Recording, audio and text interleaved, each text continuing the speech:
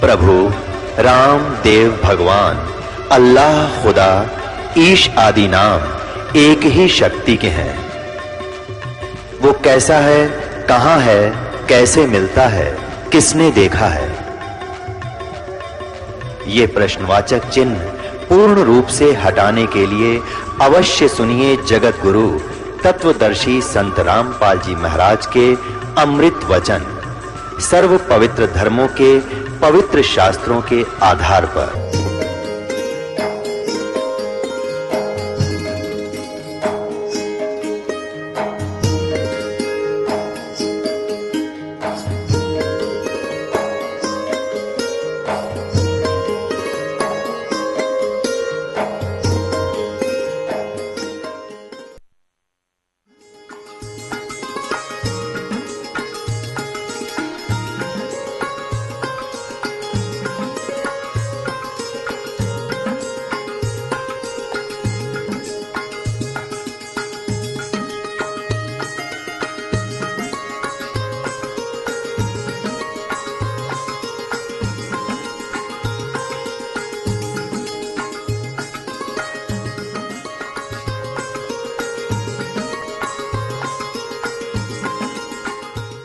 सतगुरुदेव की जय।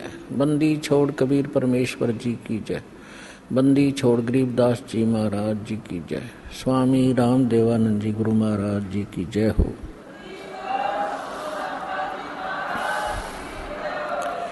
गरीब नमो नमो सतपुरुष को नमस्कार गुरु के नहीं। सुर नर मुनि जन साधुआं संतों सर्वस्दी नहीं। सतगुरु साहेब संत सब डंडो तुम प्रणाम। आगे पीछे मध्य हुए तिनको जा कुर्बान। नराकार निर्विषम काल जाल वैभंजनम निर्लेपम निज निर्गुणम अकल अनुबेशुंदनम। सोहम सुरति समाप्तम सकल समाना निर्तलय उज्ज्वल हिरंबर हरदमम बेपरवा अथा है वर पर निमद्यतम। गरीब जो सुमर सिद्ध होई गणनायक गलता ना करो अनुग्रह सोई पारस पद परवाना। आदि गणेश मनाऊं गणनायक देवन देवा। चरण कमल लो लाऊं आदंत करूं सेवा। परम शक्ति संगीतम रिद्धि सिद्धि दाता सोई। अवगत गुण अतीतम सत्य पुरुष निर्वोही। जगदम्बा जगदीशम मंगल रूप मुरारी। तन मन अर्पों शीशम भक्ति मुक्ति भंडारी। सुर नर मुनि जन ध्यावे ब्रह्मा विष्णु महेशा। शेष शेष मुख गावे पूजय आद गणेशा। इंद्र कुबेर सरीखा वरुण धर्म राय ध्यावे। समर्थ जीवन जी का मन इच्छा फल पावे। 33 कोटि अधारा ध्यावे 88। उतरे बहुत जल पारा कट है यम की फांसी। 33 कोटि अधारा ध्यावे 88। उतरे बहुत जल पारा कट है यम की फांसी। गरीब कर जोरूं विनती करूं जोरूं चरण पर शीश। गुरु जी राम देवानंद जी महाराज ने दियो नाम बख्शीश। कोटि कोटि सिजदा करूं कोटि कोटि प्रणाम। चरण कमल में राखियो में बंदी जाम गुलाम। कुत्ता हूँ गुरुदेव का रामपाल दास का नाम। गले प्रेम की जेवड़ी ही जाखें चोभा जाऊं।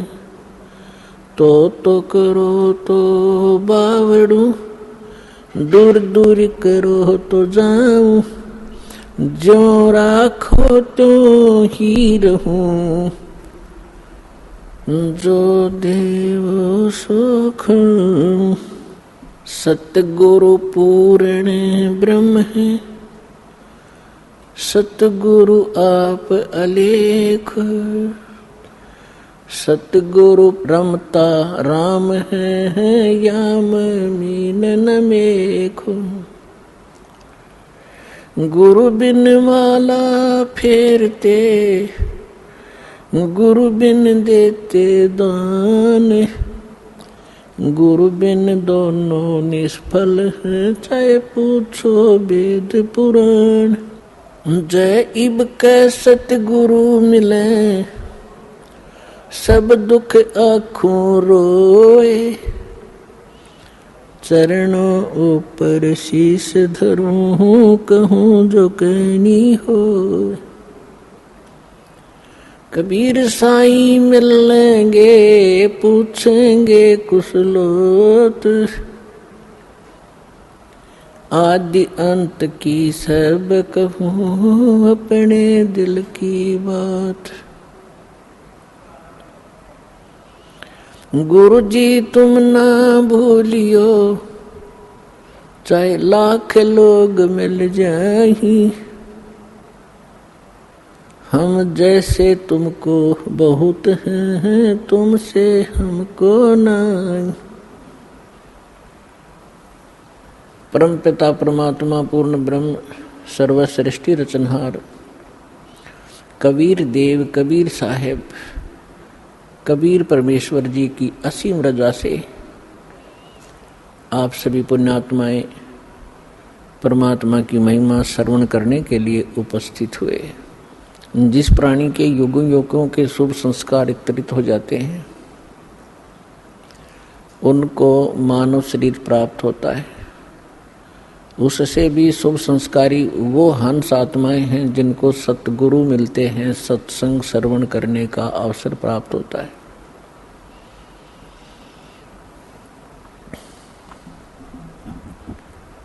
पुण्यात्माओं, आज तक हमें परमात्मा की ABC का भी ज्ञान नहीं था। हम कह भी अध्यात्म मार्ग का नहीं जान पाए, चाहे हम अपने आप को कितने ही विद्वान मानते रहे, चाहे हमने वेदों को कंठस्थ याद भी कर लिया, श्रीमद् भगवद गीता के सभी श्लोक भी हमने रट रखे थे, क्योंकि इसके विषय में परमेश्वर स्वयं आकर ही बताते हैं। गुरु बिन काहुन पाया ज्ञाना, जो थोथा बुस छड़े मूड किसाना। गुरु बिन वेद पढ़े जो प्राणी, समझ न सारे रहे अज्ञानी। ओए होए, परमेश्वर ने 600 वर्ष पहले बताया था कि ये ऋषि महर्षि ब्राह्मण लोग, विद्वान संत मंडलेश्वर वेदों को कंठस्थ तो याद कर लिया, इनकी प्रभुता भी बनी हुई है। कोई चतुर्वेदी, कोई त्रिवेदी, कोई दिव्यवेदी के इन्होंने चारों वेदों को कंठस्थ याद कर रखा है। किसी ने 3 वेदों को, वो त्रिवेदी कहलाता है। किसी ने 2 वेदों को कंठस्थ याद कर रखा था, वो दिव्यवेदी कहलाते थे। अपने आत्माओं, यह परमात्मा कहते हैं कि प्रत्येक प्राणी, प्रत्येक आत्मा, जब से वो परमात्मा कहते हैं मेरे से बिछड़ी है, उसी के तुरंत बाद इसको एहसास हो गया है कि हमसे गलती हो चुकी है और हमारी कोई अनमोल वस्तु हमसे छीनी जा चुकी है और उसके बगैर हम रह नहीं सकते, उसके बगैर हम सुखी नहीं हो सकते। उसको अब हम परमात्मा कहते हैं। तो जिस कारण से इस आत्मा ने उस वस्तु को पाने के लिए एक भरसक प्रयत्न किया और अभी तक वो सशक्त प्रयत्न जारी है। उसके लिए उन्होंने जंगलों में जाना, राज त्याग देना भी उचित समझा। शरीर नष्ट हो जाए, गल जाए, तपस्या कर करके उन्होंने भगवान पाना ही चाहा, पर नहीं मिला। उन्होंने चारों वेदों को कंठस्थ याद कर लिया, पढ़ने लगे थे परमात्मा को खोजने के लिए। फिर वो याद हो गए, क्योंकि पहले शांत स्वभाव के लोग होते थे, वर्तमान की हाहाकार नहीं थी। बार बार के रिपीटेशन से, आवर्ती से ये कंठस्थ हो जाते हैं। तो उन्होंने चारों वेदों को याद कर लिया और कोई भी कहीं बोलता तो वो तुरंत उसके अध्याय और मंत्र को तुरंत सुना देता, जिस कारण से वो प्रभुता प्राप्त हो गए। और जब प्राणी को प्रभुता प्राप्त हो जाती है, परमात्मा से कोसों दूर हो जाता है, क्योंकि जीव साहब नहीं हो सकता, परमात्मा ही साहब है। अब आप देखते हो हम कितने अज्ञानी हो गए। हम छोटी सी पोस्ट प्राप्त कर लेते हैं, यदि हम कोई सीधा नाम पुकारता है तो हमें दुख होता था, और हमें साहब बोलता तो हम प्रसन्न होते थे, छाती फूल जाती है। इस ज्ञान से पता चलेगा कि साहब क्या है और जीव क्या है। तो कहने का भाव यह है कि वो वेदों के कंठस्थ करने वाले इतने प्रभु बन गए, उनको ब्राह्मण कहने लगे। ब्राह्मण का अर्थ होता ब्राह्मण सोए जिन ब्रह्म पहचाना।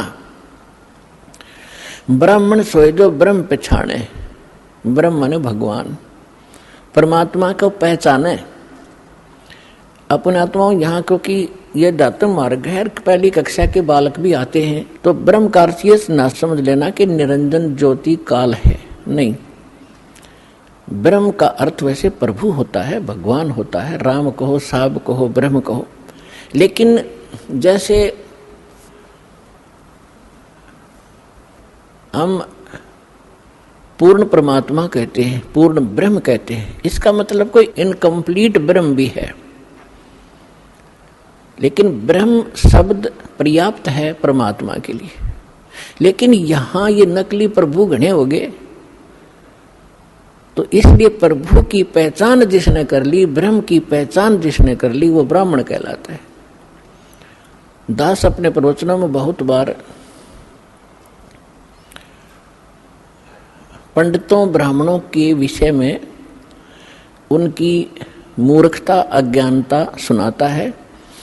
तो उसमें ये ना समझें कि दास एक ब्राह्मण वर्ण को कह रहा है। ब्राह्मण वर्ण अलग वस्तु है। जैसे एक वैद्य था और वो बहुत अच्छा वैद्य था, नाड़ी पकड़कर तुरंत बता देता था अमुक रोग है, औषधि भी उसके पास कारगर थी, सुप्रसिद्ध हुआ।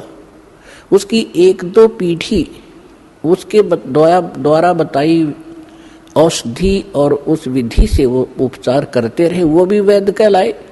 लेकिन आगे चल के वो लाखों की संख्या बन गई उनके वंशजों की, और वो वैद्य नहीं है, फिर भी उनका सरनेम वैद्य बन गया। अब कोई कुछ कार्य करता है, कोई कुछ कार्य करता है, वो भी अपने पीछे लगाता है रमेश वैद्य, और काम क्या है उसका, परचून की दुकान। जानता नहीं पेट के दर्द की दवाई औषधि, और लिखता है रमेश वैद्य, तो वो वैद्य नहीं है। और यदि कहीं किसी वैद्य की मूर्खता बताई जाती है कि रोग ये और दवाई ये दे रहा है, ये खाक वैद्य है, तो उस वैद्य को दुख नहीं होता जो परचून की दुकान किए हुए। इसी प्रकार ब्राह्मण की विषय में जानना।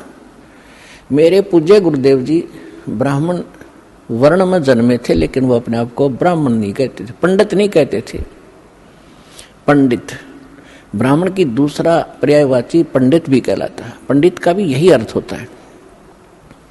वो ब्राह्मण नहीं कहलाते थे जो हमने अपने परंपरागत समझ लिया है। हम किसको ब्राह्मण मानते हैं? जो श्राद्ध निकलवाता हो, पत्रे बाँच कर सुना दे, तेरा भी आपत्ति आनी है, ये ऐसे कर दे, ऐसे वैसे कर दे, ये ब्राह्मण कहलाते हैं। लेकिन यदि हम पंडित की परिभाषा समझना चाहें तो हमारे पूज्य गुरुदेव जी ब्राह्मण होते हुए अपने आप को ब्राह्मण नहीं कहते थे, वो संत कहलाते थे कि हमने पंडिताई कभी की नहीं, हम ब्राह्मण नहीं हैं।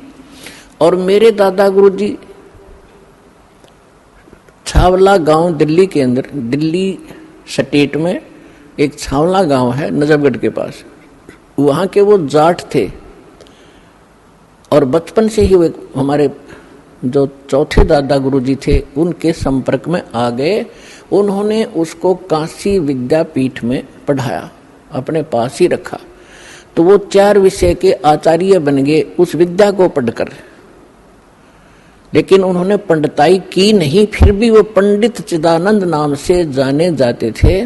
और उनका आश्रम बना हुआ है जिला सोनीपत हरियाणा, तहसील खरखोदा के पास एक गोपालपुर गांव है छोटा सा, उसमें उनका आश्रम बना हुआ है। दास उसको बहुत बार देख कर आया है। उस पर लिखा है पंडित चिदानंद आश्रम, जबकि वो वर्ण में जाट थे।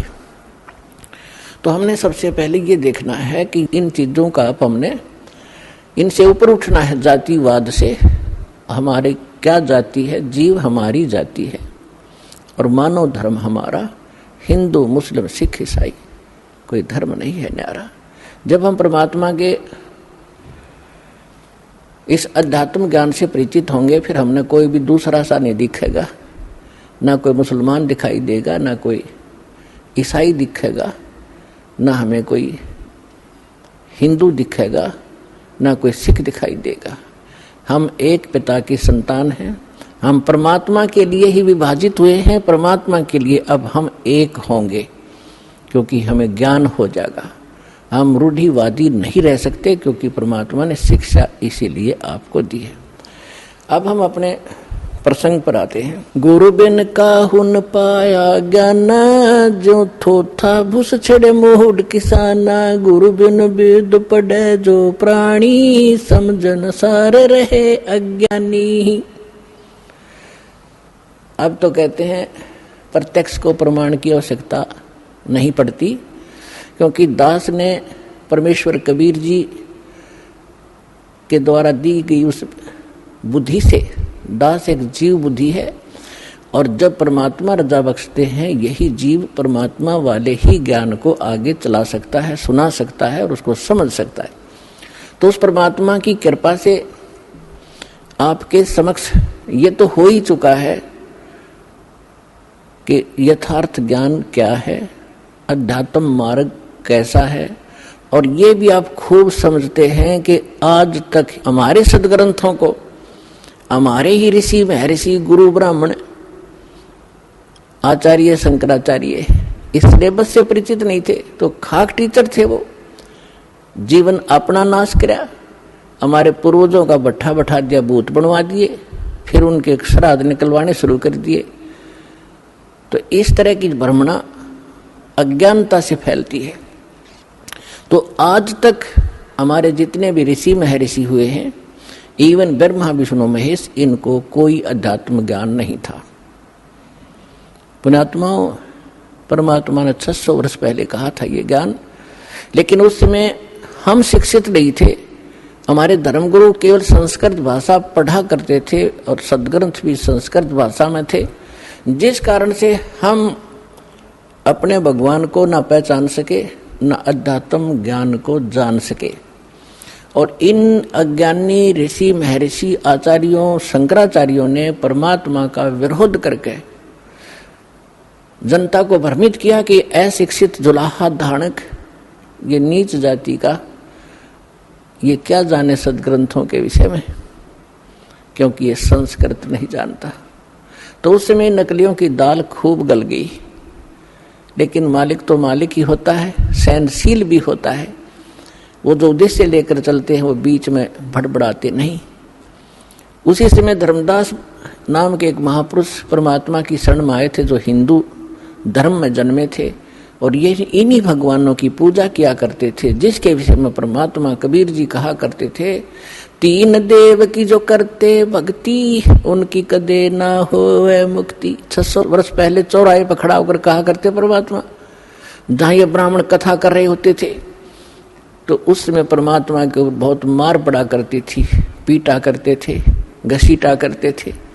लेकिन परमात्मा सत्य है, उसके वचन सत्य हैं, उसका अस्तित्व सत्य है, वो झूठ ना कह सकता और ना ही वो झूठ होता है। तो तब धर्मदास नाम के एक महापुरुष बड़े विचलित हुए। अब जो प्रसंग चल रहा है हम उसी पर आते हैं। इस ज्ञान को बताने के लिए परमात्मा स्वयं आते हैं। परमात्मा की पहचान करने के लिए हमारे सदग्रंथ पर्याप्त हैं, जिनको आज तक हम शिरोधार्य माना करते थे। पवित्र चारों वेद, ऋग्वेद, यजुर्वेद, अथर्ववेद और सामवेद, इन चारों वेदों को हम सत्य मानते हैं, पूरा विश्व सत्य मानता है। विशेषकर हिंदू धर्म के नाम ये लिख दिए गए हैं कि हिंदुओं के ग्रंथ हैं, तो हिंदू तो इसको सत्य मानते ही मानते हैं। दूसरे श्रीमद् भगवत गीता, वेदों से भी प्रथम स्थान आज श्रीमद् भगवत गीता जी का है, क्योंकि ये एक छोटा ग्रंथ है और चारों वेदों का निष्कर्ष है, और उसके बाद 18 पुराण।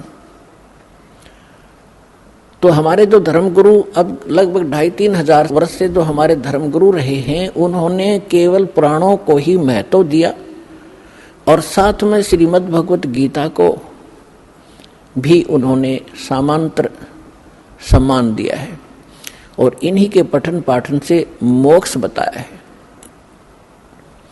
और उन्होंने ये भी कहा है कि हम जो ज्ञान दे रहे हैं इन्हीं ग्रंथों के आधार से दे रहे हैं। तो पुण्यात्माओं, परमात्मा को पहचानना पड़ेगा। जब तक हमें ये विश्वास नहीं होगा कि ये सामने रखा एक चमकीला पत्थर वास्तव में हीरा है, लाल है, इसकी कीमत इतनी है, तब तक हम उसका दाम नहीं लगा सकते, उसका मूल्य चुका नहीं सकते, दे नहीं सकते, उसको ग्रहण कर ही नहीं सकते, क्योंकि वो कीमती इतना है। इसी प्रकार जब तक हम परमात्मा को नहीं पहचानेंगे और हमें दृढ़ विश्वास नहीं होगा कि सचमुच ये है भगवान, तो तब तक हम दृढ़ नहीं होंगे, उसकी कीमत दे नहीं सकेंगे, अर्थात हम उसको प्राप्त नहीं कर सकते। तो उसके लिए हमने सबसे पहले हमने ये जानना होगा, दृढ़ निश्चय करना होगा कि जिस परमात्मा को हम प्राप्त करने के लिए प्रयत्न करेंगे, उसके लिए जो भी कीमत हमने देनी पड़ेगी वो देंगे, तो वास्तव में वो परमात्मा है भी कि नहीं। तो उसकी पहचान के लिए हमने कोई आधार बनाने पड़ेंगे। उसके लिए आधार क्या है? सर्वप्रथम हमारे सद्ग्रंथ। वैसे तो सर्वप्रथम हम मानते हैं प्रत्यक्ष दृष्टा को, लेकिन फिर भी हम अपने उस थ्योरी को हम नकारा नहीं कर सकते, जिसको आज तक श्रोधार्य मानते रहे और सत्य मानते रहे। तो हम पहले थ्योरी फिर प्रैक्टिकल दोनों से हम सिद्ध कर लेंगे कि सचमुच कौन है परमात्मा। तो इसके लिए हमने सबसे पहले अपने सद्ग्रंथों की थ्योरी को देखेंगे कि उनमें क्या लिखा है, और फिर प्रैक्टिकल। जब दोनों एक जैसा रिजल्ट देंगे तो ही इज गॉड, वो परमात्मा है। तो पुण्यात्माओं, श्रीमद् भगवत गीता अध्याय नंबर 4 के श्लोक नंबर 32 में 32 में कहा है कि अर्जुन, मैंने अभी आपको अध्याय नंबर 4 के श्लोक नंबर 25 से लेकर 30 तक जिन साधकों और साधनाओं की जानकारी दी है, और वो साधक चाहे कोई देवी देवताओं को पूजता है, उसी को सत्य मानता है, पापनाशक जानता है, कोई स्वाध्याय करता है, कोई तीक्ष्ण अहिंसावादी व्रत ही करके मुंह पर पट्टी बांध के नंगे पैरों घूम कर अपनी साधना को सही मान रहा है। चौथे अध्याय के 32वें श्लोक में कहा है कि इन यज्ञों माने धार्मिक अनुष्ठानों की जानकारी ब्रह्मणे मुखे सच्चिदानंद घन ब्रह्म ने अपने मुख कमल से बोली है। पुण्यात्माओं, दास ने एक शब्द बोला था, गुरु बिन काहुन पाया ज्ञान, जो थो था भूस छिड़े मूड किसाना, गुरु बिन वेद पढ़े जो प्राणी, समझन सार रहे अज्ञानी। श्रीमद् भगवत गीता चारों वेदों का निष्कर्ष है। चौथे अध्याय के 32वें श्लोक में यहाँ एक ब्रह्मणे मुखे शब्द है। इस ब्रह्मणे मुखे शब्द का हमारे अनुवादकर्ताओं ने इस दास से पहले जो अनुवाद दास ने किया है, गहरी नजर गीता में एक पुस्तक बनाई है, यानी उसका अनुवाद समझो श्रीमद् भगवत गीता का अनुवाद है, उसका नाम लिखा है गहरी नजर गीता में। इससे पहले जितने महापुरुषों के आप अनुवाद उठाकर देखोगे उसमें क्या लिख रखा है, वेद की वाणी में ब्रह्मणे मुखे का अर्थ किया है वेद की वाणी। और इन्हीं अनुवादकर्ताओं ने 17वें अध्याय के 23वें श्लोक में इसी ब्रह्मणे का अर्थ किया है सच्चिदानंद घन ब्रह्म। वो यथार्थ अनुवाद है, वो सही अर्थ है। यहाँ ये विचलित हो गए, तो ये विद्वान नहीं थे, इसलिए इन्होंने अनुवादों का अड़ंगा कर दिया। अपनी ओछी सोच से अर्थ भी अनर्थ कर दिए। ब्रह्म का अर्थ भगवान होता है, तो ब्रह्म का अर्थ कोई वेद करता है तो महामूर्ख है। वेद एक सिद्धांत है, संविधान है, भगवान की जानकारी देता है, उसके नियम बताता है, और ब्रह्म भगवान है। जैसे एक राजा है, राजा का संविधान है, वो उसके नियमों का, उसके अंदर उसके सारे नियम लिखे हुए हैं, कैसे एक प्रजा को रहना चाहिए, क्या अपराध है, कैसा ना करना चाहिए। और कहीं पर कोई राजा का अर्थ और संविधान लिख दे तो वो अर्थ ठीक नहीं कर रहा, अनर्थ कर रहा है। इसी प्रकार यहाँ ब्रह्म ने माने सच्चिदानंद घन ब्रह्म, और मुखे अपने मुख कमल से बोली गई वाणी में विस्तार से कहे हैं। सच्चिदानंद घन ब्रह्म ने अपने मुख कमल से बोली उस अमृत वाणी में उन धार्मिक युगों की जानकारी, अनुष्ठानों की जानकारी विस्तार के साथ कही है, और उसको तत्व ज्ञान कहते हैं। और उसको जानने के बाद तो सभी कर्मों से मुक्त हो जाएगा। अब गीता ज्ञान दाता कौन है? ये ब्रह्म है। जैसे दास ने शब्द सबसे पहले ये बोला था कि ब्रह्म शब्द पर्याप्त है, लेकिन ब्रह्म का अर्थ भगवान कहो, साब कहो, राम कहो, तो ये सत्संग एक ऐसा जटिल समस्या बन गई, यो अध्यात्म मार्ग, कि दास यदि किसी पॉइंट को कच्चा छोड़ के आगे चलेगा तो प्रथम बार सुन रहा भक्त कुछ नहीं समझ पाएगा। इसलिए एक ये सामूहिक लेक्चर दिया जाता है आध्यात्मिक टीचर होने के नाते, तो उसमें ये ध्यान रखा जाता है कि शायद प्रथम कक्षा के बच्चे भी आए जो पहली बार दीक्षा लेने आए, और किसी के वैसे कहने से वैसे भी श्रोता बन कराते हैं। तो ये इसलिए यहाँ थोड़ा सा डिफाइन करेंगे। जैसे साहब कहो, ब्रह्म कहो, राम कहो, गॉड कहो, अल्लाह कहो, खुदा कहो, ईश कहो, ब्रह्म कहो। अब जैसे एक तहसीलदार भी साहब है, प्रभु है, स्वामी है अपने विभाग का। ऐसे ही आगे चले, हम थोड़े शॉर्ट में बताऊंगा।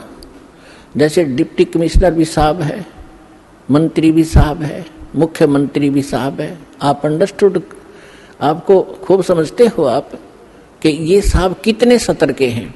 और प्रधानमंत्री भी साहब कहलाते हैं, और राष्ट्रपति जी भी साहब ही कहलाते हैं। तो इसे समझ लेना। तो ये इसलिए ब्रह्म, अब जैसे मुख्यमंत्री जी हैं, ये एक क्षेत्र के मालिक हैं, स्वामी है, ये पूर्ण स्वामी नहीं है, पूरे भारत के स्वामी नहीं है। इसी प्रकार यहाँ जो ब्रह्म शब्द है, ये ब्रह्म है 21 ब्रह्मांड का स्वामी। इसको ज्योत स्वरूपी निरंजन, गीता अध्याय नंबर 4 के श्लोक नंबर 32 में स्वयं कहता, मैं काल हूं, ये काल ही है। और काल भी स्वामी है। जैसे एक जेल का सुप्रिटेंडेंट, वो जेल का स्वामी है, और सुप्रिटेंडेंट साहब भी है, ऐसे ही ये काल साहब है, 21 ब्रह्मांड का स्वामी है, या एक जेल है, यो जेल का सुप्रिटेंडेंट साहब है, ये समझ लो।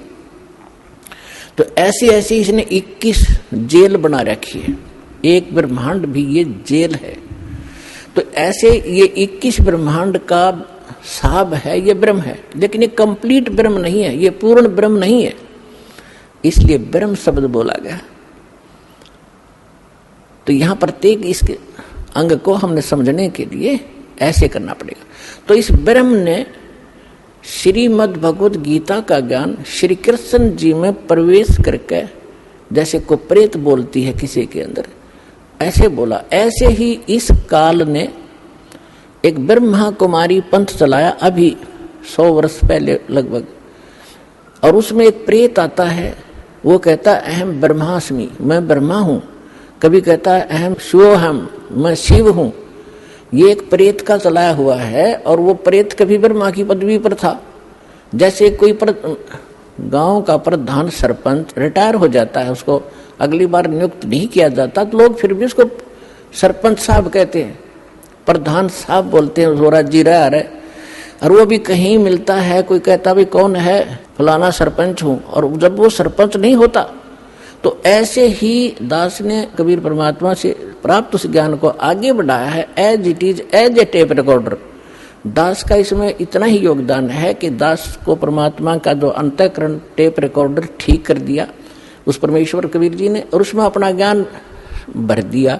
दास बोल के सुना रहा है रिकॉर्ड करके, इतना सा योगदान है। तो ऐसे दास बहुत बार बताता है आपको कि ये ब्रह्मा विष्णु महेश जो वर्तमान में या 3 लोक के एक एक विभाग के मिनिस्टर हैं, साहब हैं, इतने राम हैं, इतने भगवान हैं, ये इनकी भी मृत्यु होगी, और ये मृत्यु को प्राप्त होकर आम जीव की तरह 84 लाख योनियों में, प्रेत योनियों में भटक रहे होंगे, और अन्य पुण्य आत्माओं को फिर से काल अपनी दुर्गा पत्नी से जन्म दे करके उस पदवी पर बैठा देता है। तो उनमें से ये पंथ चलाने वाला जो ब्रह्मास्मि में शिवोस्मि, तो ये वो भूत है जो कभी ब्रह्मा के पद पर रहा है, अब उसका अस्तित्व कुछ नहीं, वो रिटायर्ड सरपंच समझ लो, एक्स सरपंच, अब उसका कोई अस्तित्व नहीं। तो वो बोलकर उसने वो पंथ चला दिया। आज भी उसकी मुरली सुनकर, वो भूत की बात सुनकर एक बहुत बड़ा जनसमूह अपना जीवन नाश कर रहा है। दास का प्रयत्न किसी की निंदा करना नहीं, दास का प्रयत्न है कि सभी हम एक परमात्मा के बालक बच्चे हैं, बहन बेटी भाई, और उस काल ने ये जाल फैला रखा है कि मैं इतने पंथ चला दूंगा नकली कि कोई समझ नहीं सकेगा ओरिजिनल पंथ कौन सा है। तो दास ऐसा प्रयत्न कर रहा है कि जैसे पहले के, अभी बहुत बार होती रहती है घटनाएं कि कोई 500,000 के नोट नकली छाप देता है, और सरकार को जो पता चलता है तो दोनों ओरिजिनल और डुप्लीकेट दोनों के दोनों मीडिया के माध्यम से, समाचार पत्रों के माध्यम से उनकी पहचान कराई जाती है कि ये इस टाइप का डुप्लीकेट है, ये ओरिजिनल है। तो सरकार निंदा नहीं कर रही होती, एक महापरोपकार करती है। तो दास का यही प्रयत्न समझ लेना कि हमारे जो यथार्थ सदग्रंथ हैं वो तो हमारे ओरिजिनल नोट हैं, ओरिजिनल सदग्रंथ हैं, और उसके अतिरिक्त कोई अनुभव बता रहा है, कोई मार्ग चला रहा है, वो डुप्लीकेट है, वो हानि हो रही उनके जीवन की। तो दास ने कोई शौक नहीं है किसी की, इसको आप आलोचना का नाम देते हो तो आपकी बुद्धि अच्छी नहीं है, आपको अध्यात्म ज्ञान नहीं है। तो इसी प्रकार ये काल ने स्वयं, इसमें श्री कृष्ण जी के अंदर स्वयं काल प्रवेश कर गया। श्री कृष्ण भी ये 3 लोक के प्रभु हैं, एक विभाग के, इसके अंदर आम प्रेत नहीं प्रवेश कर सकता, इनके अंदर, इनमें इतनी पावर होती है। तो उनके अंदर काल स्वयं आया और उसने गीता का ज्ञान दिया। तो यहां ब्रह्म बोल रहा है इस गीता को, अब हम परम अक्षर ब्रह्म कहेंगे, उसको पूर्ण ब्रह्म कहेंगे, जो इससे अन्य परम शक्ति है, और उसको हमने पाना है। अब क्या कहा है कि वो सच्चिदानंद घन ब्रह्म ने अपने मुख कमल से, गीता ज्ञानदाता स्वयं कह रहा है, उस धार्मिक अनुष्ठानों की जानकारी विस्तार के साथ कही है, और उसको तत्व ज्ञान कहते हैं। और उस ज्ञान को प्राप्त करके प्राणी सभी कर्मों से मुक्त हो जाता है, उसका वो छुटकारा पा लेता, उसका पुनर्जन्म नहीं होता। चौथे अध्याय के 34वें श्लोक में कहा कि अर्जुन, उस तत्व ज्ञान को जो परमात्मा स्वयं आकर अपने मुख कमल से वो वाणी बोलता है, वो तत्व ज्ञान है। उस तत्व ज्ञान को, उसको सूक्ष्म वेद भी कहा है। उस तत्व ज्ञान को तू तत्वदर्शी संतों के पास जाकर समझ, उनको दंडवत प्रणाम करने से, कपट छोड़कर सरलता पूर्वक प्रश्न करने से वो तत्वदर्शी संत तुझे उस परमात्म तत्व का अर्थात तत्व ज्ञान का उपदेश करेंगे। अब 15वें अध्याय के प्रथम मंत्र में उस तत्वदर्शी संत की पहचान भी बता दी है कि जो संत उल्टे लटके हुए संसार रूपी वृक्ष के, ये संसार रूपी वृक्ष है अर्जुन, ऊपर को जड़ वो तो पूर्ण परमात्मा है, पूर्ण ब्रह्म है, जिस तो सबका धारण पोषण करता है। 15वें अध्याय के 1 से लेकर 4 श्लोक में और 16-17 श्लोक में 3 पुरुष तीन भगवान, तीन ब्रह्म स्पष्ट किए हैं। सरपुरुष कहो, सरब्रह्म कहो, ये तो काल है। सर माने नासवान, ये 21 ब्रह्मांड का स्वामी, ये सरब्रह्म है। और दूसरा अक्षर ब्रह्म, अक्षर पुरुष कहो चाहे प्रभु कहो, स्वामी कहो, राम कहो, ब्रह्म कहो, ये 7 संख ब्रह्मांड का स्वामी है। इसकी आयु बहुत लंबी है, लेकिन इसकी भी मृत्यु है, इसलिए इसको भी अक्षर पुरुष कहा है। ये चिरस्थायी है। और फिर तीसरे नंबर का जो परमात्मा है, परम अक्षर ब्रह्म कहलाता है, वो बताया उत्तम पुरुषत्व अन्य, जो 17वें श्लोक में कहा 15वें अध्याय के, उत्तम पुरुषत्व अन्य परमात्मा इति उदाहरता है। ये लोग तरम अविश्य विवर्ती अवैश्वर है, वो परमात्मा इन दोनों से अन्य है, जो 15वें अध्याय के 16वें श्लोक में सरपुरुष और अक्षर पुरुष कहे हैं। इनसे कोई अन्य है वो परमात्मा जो सबका धारण पोषण करता, तीनों लोकों में प्रवेश करके। तो 15वें अध्याय के प्रथम श्लोक में बताया कि ऊपर को जड़ और नीचे को शाखा वाला ये उल्टा लटका हुआ संसार रूपी पीपल का वृक्ष समझो, एक फॉर एग्जाम्पल दिया है। और जो संत इसके सभी विभाग बता दे, न्यारे न्यारे, भिन्न भिन्न, स वेदविद, वह वेद के तात्पर्य को जानने वाला है, वह वेद का ज्ञाता है, वो तत्वदर्शी संत है। तो पुण्यात्माओं, 600 वर्ष पहले परमात्मा स्वयं आए थे, जैसा उनका विधान है कि वो स्वयं आकर अपने मुख कमल से उस तत्व ज्ञान का प्रचार करते हैं, जो हमारे नकली धर्मगुरुओं ने, डुप्लीकेटों ने रिजेक्ट करके कूड़े की टोकरी में डाल रखा था, धानक जुलाहा कह के, उसकी बाणी झूठी कह के। आज दास को परमात्मा ने जोरी बनाया, उस लाल को परखा और उसको कूड़े की टोकरी से उठाकर आज सिद्ध कर दिया कि Kabir is God, Kabir is God, Kabir is complete God.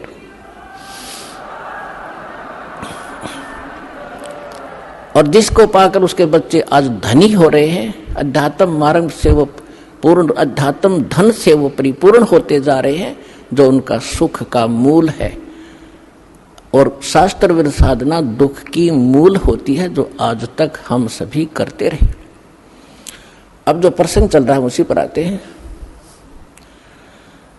कि परमात्मा ने 600 वर्ष पहले आकर कहा था, अक्षर पुरुष एक पेड़ है, निरंजन वाकी डरे, तीनों देवा शाखा है, भाई पात रूप संसारे।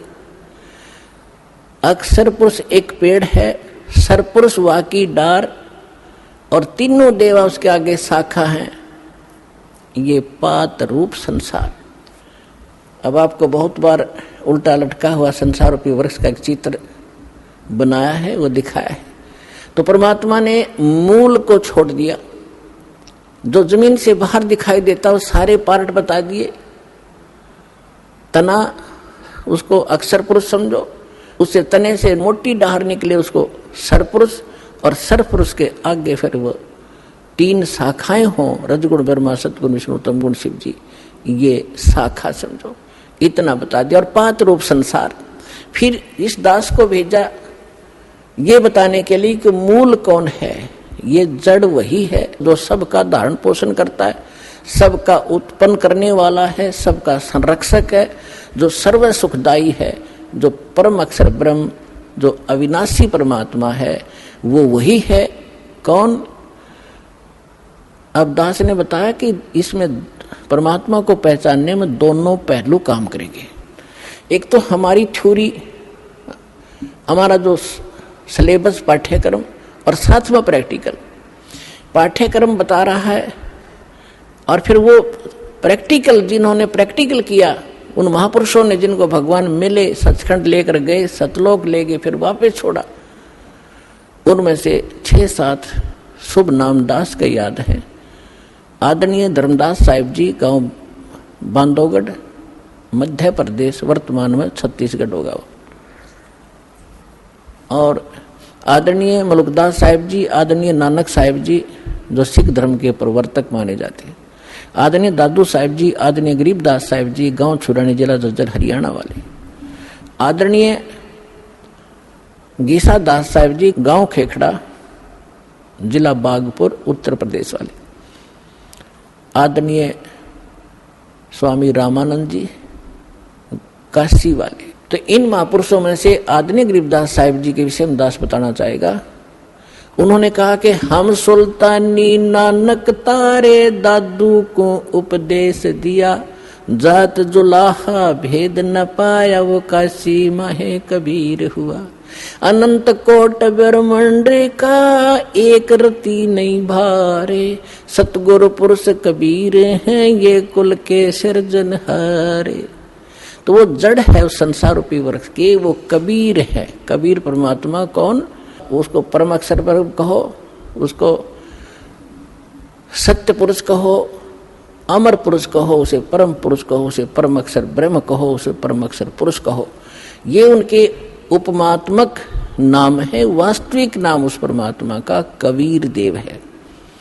उसको अल्लाहु अकबर कहो, कबीर देव, कबीर साहब, अल्लाहु अकबर, कबीर भगवान, अल्लाह माने भगवान, अकबर अकबरी, अकबीर कबीर, ये कबीर को ही अपभ्रंश करके अकबर बोलते हैं। जैसे हम कबीरू बोल देते हैं, कबीरा बोला करते थे। जैसे गरीबदास जी को गांव वाले गरीबू कहा करते थे। तो ऐसे हम अपभ्रंश करके अपने नाम रख लेते हैं। उनका वास्तविक नाम है कबीर देव, अल्लाहु अकबर, अल्लाह कबीर, गॉड कबीर। अब जो प्रसंग चल रहा था उसी पर आते हैं कि वो परमात्मा स्वयं यहां आते हैं। अब इसमें दोनों पहलू साथ चलेंगे कि जिनको भगवान मिले उन्होंने प्रैक्टिकल किया, और जो हमारे सदग्रंथ आज तक हमें ज्ञान दे रहे थे, हमारे धर्मगुरु समझ नहीं सके, वो हमारा दुर्भाग्य और उनका भी दुर्भाग्य कहेंगे, क्योंकि वो उनकी बुद्धि काल के वश थी। अब हम सतगुरु शरण में आ गए तो हमारे ऊपर काल की जकड़ नहीं रही, इसलिए आप इस ज्ञान को समझ रहे हो। जिस दिन आपका नाम खंड हो जाएगा, यहाँ से कनेक्शन कट गया, परमात्मा का पंजा आपसे उठ जाएगा, आपको यही शब्द कड़वे लगने लग जाएंगे, और ये हमारे यहाँ भक्त भी आपको बुरे बुरे दिखाई देंगे, क्योंकि काल प्रवेश कर जाएगा, आपकी बुद्धि को भ्रष्ट कर देता है। आज तक ब्रह्मा विष्णु महेश की गांठ बांध रखी, इसने चक्कर बांध रखा, समझने नहीं दिया। आपकी क्या औकात, आप इस मालिक की शरण से दूर होकर आप सुखी हो जाओगे। जून का महीना हो और एसी रूम से बाहर निकल कर कोई सुखी हो सकता है? शराब पी कर निकले जा बाहर, गली में पड़ा रहो, बेशक वो कहा रहो शराब के नशे में मैं बहुत सुखी हूँ, अब सुखी हूँ, खाक सुखी है, रेत में पड़ा पसीने आए पड़े, झागा रहे मुख में। तो ऐसी दशा उन लोगों की जो भगवान से दूर हटकर इस काल के खेमे में खेल खेल रहे हैं। जब वो भक्ति कर रहे हैं, वो भक्ति भी नकली, या संसारिक सुख प्राप्त करने के लिए को प्रयास कर रहे हैं, क्योंकि इस काल की साधना से सुख हो ही नहीं सकता।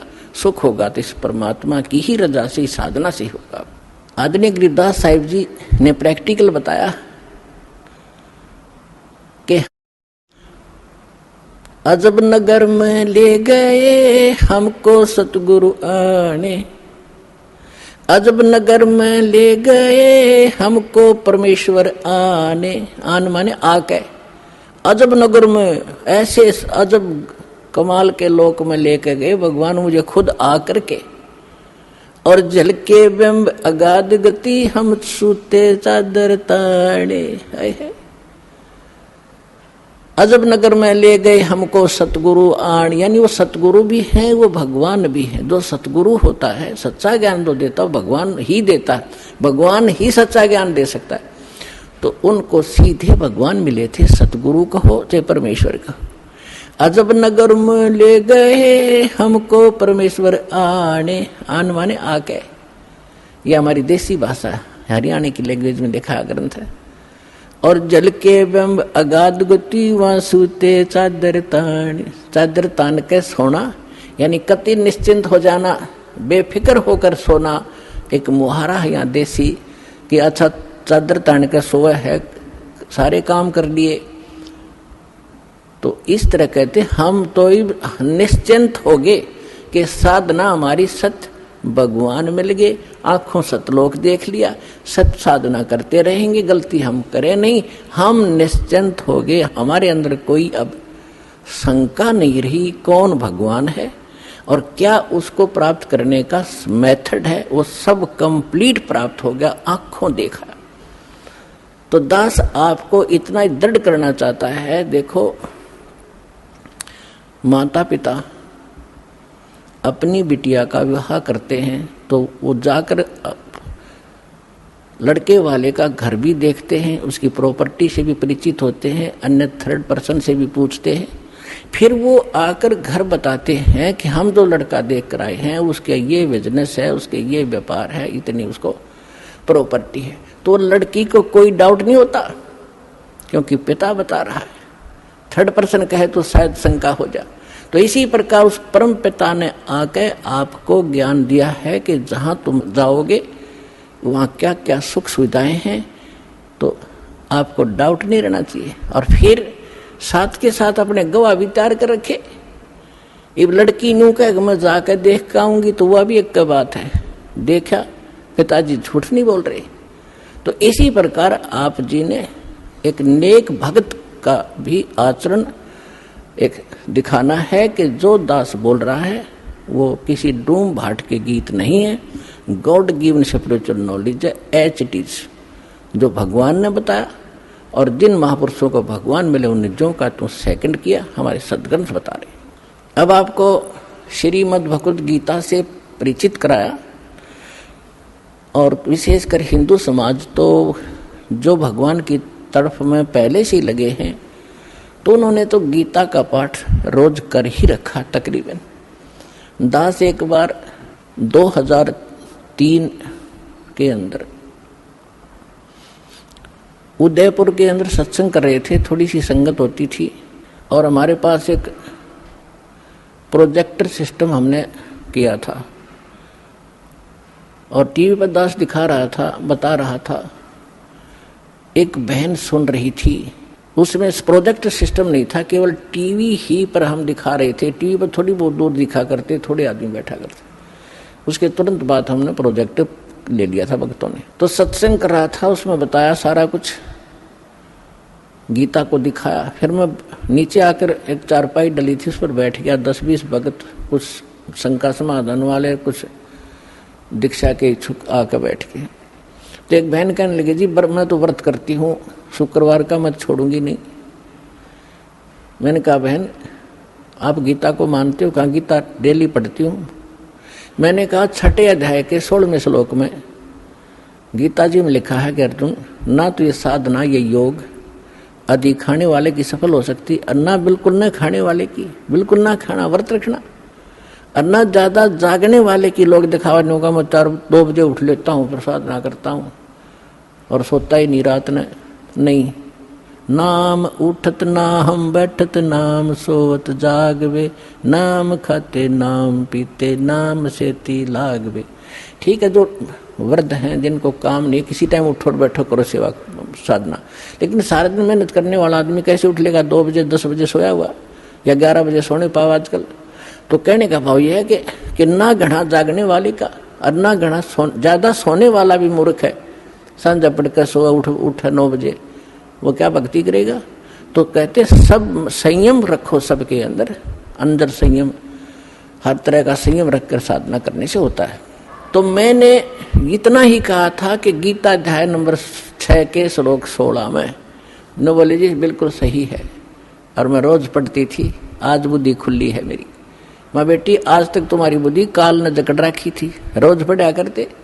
मोती मुक्ता दर्शत नाही, ये जग है सब अंदरे, दिखत के तो नैन चश्म, इनका फेरा मोतिया बंदरे। ये बड़े विद्वान पंडित थे, बड़े ला कर गीता का पाठ करा करते थे, बड़ी मधुर वाणी से श्लोकों का उच्चारण किया करते थे कई घंटे तक। तो खाकतान के पास मोतिया बिंद था, उसको पता नहीं इसमें बोल क्या रखा, तुम कर क्या रहे हो। तो आज दास तो बता रहा है कि बुद्धिमान भक्त हैं, और इन्होंने गीता और इनको खूब पढ़ा हुआ है, और परमात्मा की शरण में आने से आपकी बुद्धि ओपन हो जाती है, काल का प्रेशर प्रभाव हट जाता है, आप खूब आसानी से सोच लेते हो और समझ सकते हो। तो गीता के अंदर जो दास ने प्रमाण दिए, विशेषकर हिंदू समाज जिनसे खूब परिचित है कि ऐसा ही लिखा है, लेकिन समझ नहीं सके थे। आप विद्यार्थी, अगर विद्यार्थी सिलेबस समझ ले तो फिर टीचर की क्या आवश्यकता है, फिर आप पे पड़ जाते सारे। तो टीचर इसलिए बनाए जाते हैं कि सब अनुभव करते हैं, सिलेबस को पढ़ते हैं, फिर बच्चों को सुनाते, फिर प्रैक्टिकल करवाते हैं। थ्योरी से प्रैक्टिकल होता है, एज इट इज होगा, बिल्कुल सही होगा। अब आपको सुनाते वेदों से।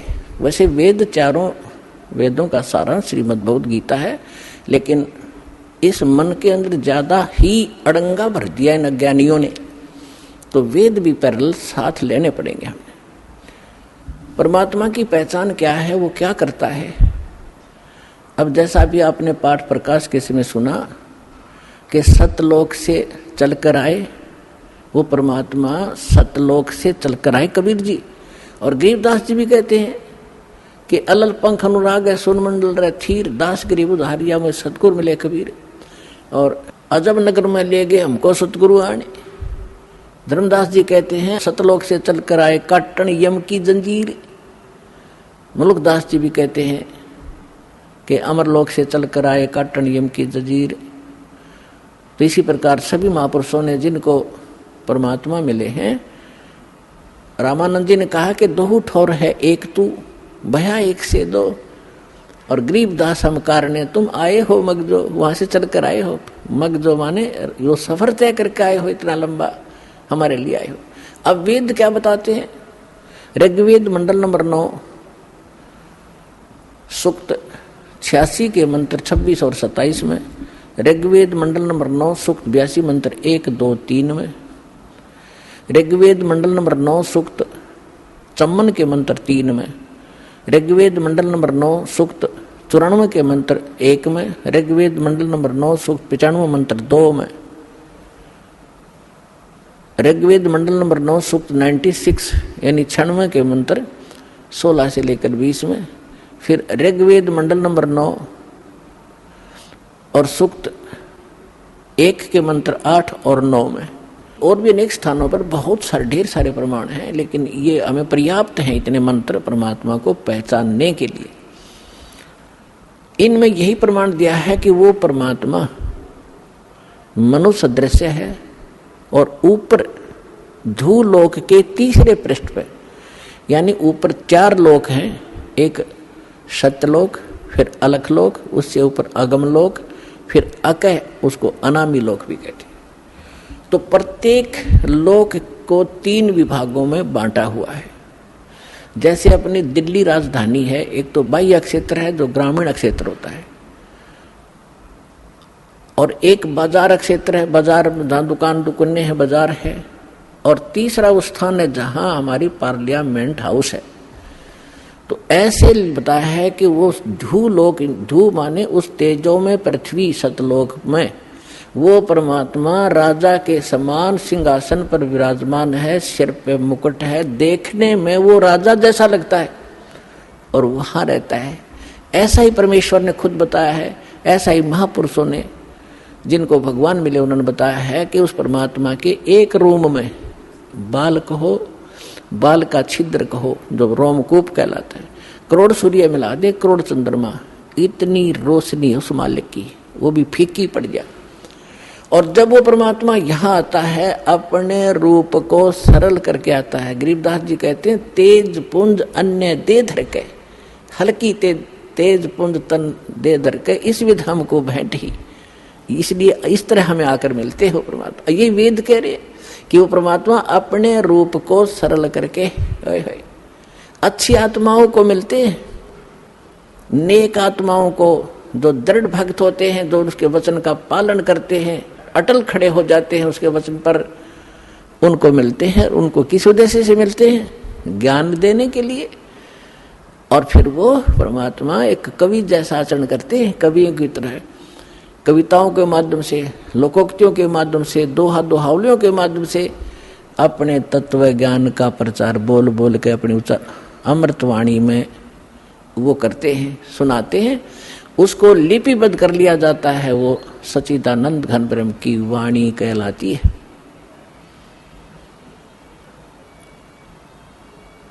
अब ये तो वेदों ने बताया, उसमें स्पष्ट बताया कि वो परमात्मा कबीर देव है, उसका नाम कबीर साहब है। कबीर देव मन परमेश्वर, भगवान अल्लाह, खुदा, गॉड साहब। अब यही परमात्मा उन अच्छी आत्माओं को मिलते हैं। एक समय